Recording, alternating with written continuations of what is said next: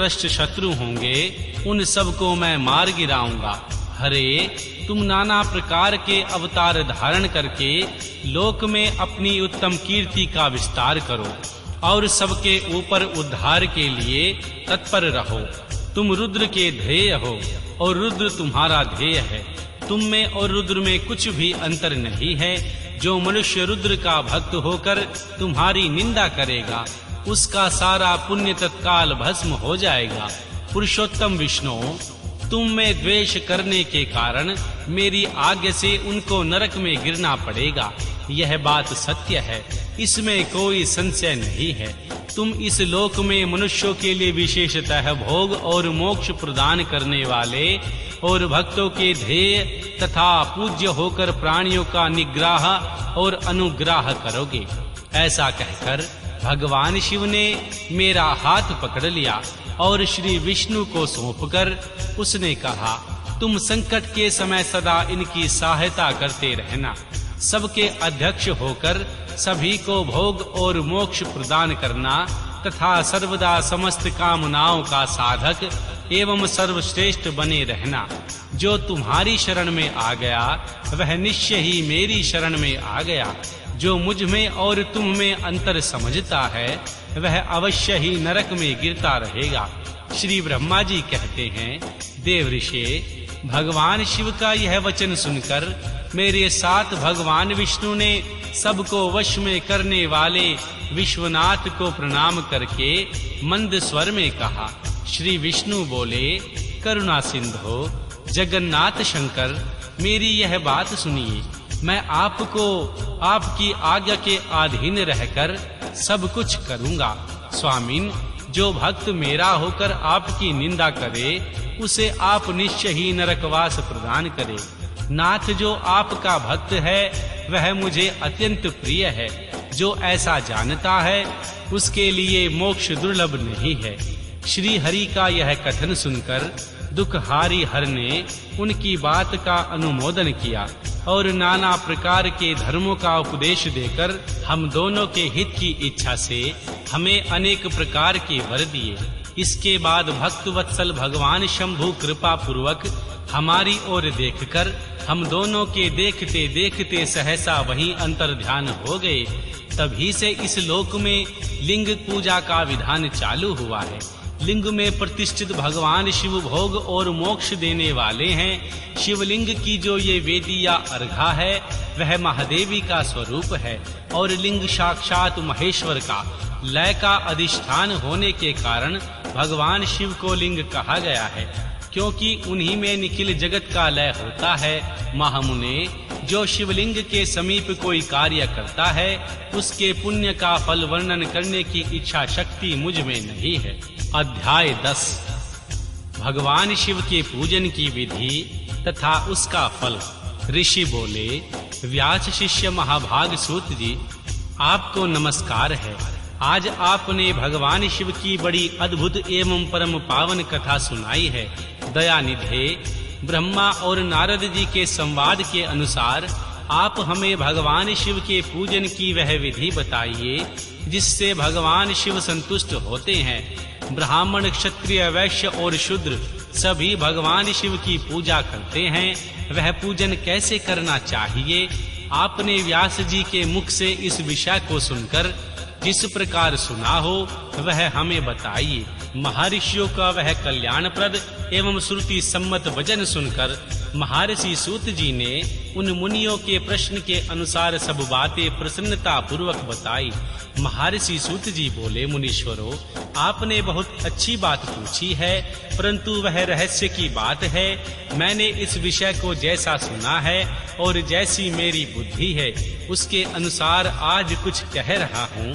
जैसे आप लोग पूछ रहे हैं उसी तरह पूर्व काल में श्री व्यास जी ने श्री सनत कुमार जी से पूछा था, फिर उसे उपमन्यु जी ने भी सुना था।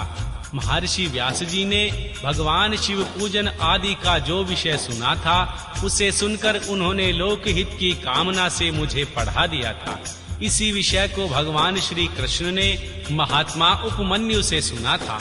पूर्व काल में भगवान ब्रह्मा ने महर्षि नारद जी से इस विषय में जो कुछ कहा था वही इस समय मैं कहूँगा।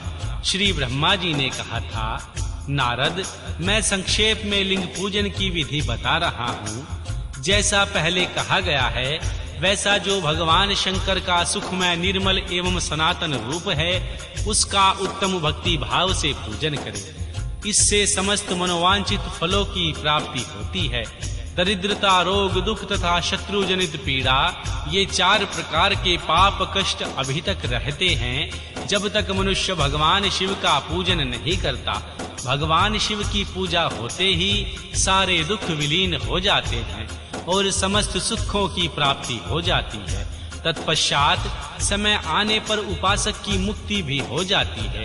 जो मानव शरीर का आश्रय लेकर मुख्यतः संतान सुख की कामना चाहता है, उसे चाहिए कि वह संपूर्ण कार्यों और मनोरथों के साधक श्री महादेव जी की पूजा करे। ब्राह्मण, क्षत्रिय, वैश्य और शूद्र संपूर्ण कामनाओं तथा प्रयोजनों की सिद्धि के लिए क्रम से विधि के अनुसार भगवान शंकर की पूजा करे।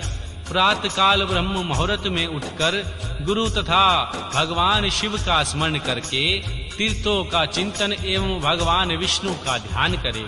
फिर मेरा देवताओं का और मुनि आदि का भी स्मरण चिंतन करके स्तोत्र पाठ पूर्वक भगवान शंकर जी का विधि पूर्वक नाम ले। उसके बाद शैया से उठकर निवास स्थान से दक्षिण दिशा में जाकर मल त्याग करे। मुने एकांत में मलोत्सर्ग करना चाहिए। उससे शुद्धि होने के लिए जो विधि मैंने सुन रखी है उसी को आज कहता हूँ। मन को एकाग्र करके सुनो। ब्राह्मण गुदा की शुद्धि के लिए 5 बार शुद्ध मिट्टी का लेप करें और धोएं। क्षत्रिय 4 बार, वैश्य 3 बार और शूद्र 2 बार विधि पूर्वक गुदा की शुद्धि के लिए उसमें मिट्टी लगाएं। लिंग में 1 बार प्रयत्न पूर्वक मिट्टी लगानी चाहिए। तत्पश्चात बाएं हाथ से 10 बार और दोनों हाथों में 7 बार मिट्टी लगाकर धोएं। तात प्रत्येक पैर में 3-3 बार मिट्टी लगाएं। फिर दोनों हाथों में भी मिट्टी लगाकर धोएं। स्त्रियों को शूद्र की ही भांति अच्छी तरह मिट्टी लगानी चाहिए। हाथ पैर धोकर पूर्ववत शुद्ध मिट्टी लें और उसे लगाकर दांत साफ करें। फिर अपने वर्ण के अनुसार मनुष्य दताउन करे। ब्राह्मण को 12 अंगुल की दताउन करनी चाहिए। क्षत्रिय 11 अंगुल, वैश्य 10 अंगुल और शूद्र 9 अंगुल की दताउन करे। यह दताउन का मान बताया गया है। मनुस्मृति के अनुसार काल दोष का विचार करके ही दताउन करे या त्याग दे। तात षष्ठी प्रतिपदा, अमावस्या, नवमी, व्रत का दिन, सूर्यास्त का समय, रविवार तथा श्राद्ध दिवस ये दंत धवन के लिए वर्जित हैं। इसमें दताउन नहीं करनी चाहिए। दताउन के पश्चात तीर्थ जलाशय आदि में जाकर विधि पूर्वक स्नान करना चाहिए। विशेष देश काल आने पर मंत्रोच्चारण पूर्वक स्नान करना उचित है। स्नान के पश्चात पहले आचमन करके वह घुला हुआ वस्त्र धारण करें। फिर सुंदर एकांत स्थल में बैठकर संध्या विधि का अनुष्ठान करें। यथा योग्य संध्या विधि का पालन करके पूजा का कार्य प्रारंभ करें। मन को सुस्थिर करके पूजा गृह में प्रवेश करें। वहां पूजन सामग्री लेकर सुंदर आसन पर बैठें। पहले न्यास आदि करके क्रमशः भगवान महादेव जी की पूजा करें।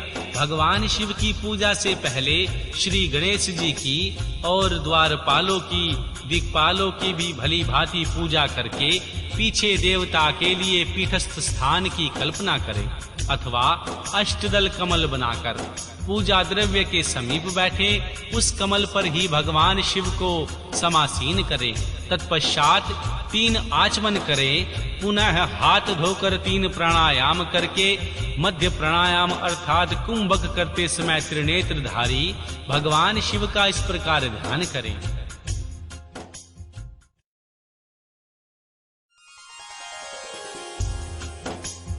उनके 5 मुख हैं, 10 भुजाएं हैं, शुद्ध स्फटिक के समान उज्जवल कांति है। सब प्रकार के आभूषण उनके श्री अंगों को विभूषित करते हैं तथा वे व्याघ्र चर्म की चादर ओढ़े हुए हैं। इस तरह ध्यान करके यह भावना करें कि मुझे भी इनके समान ही रूप प्राप्त हो जाए।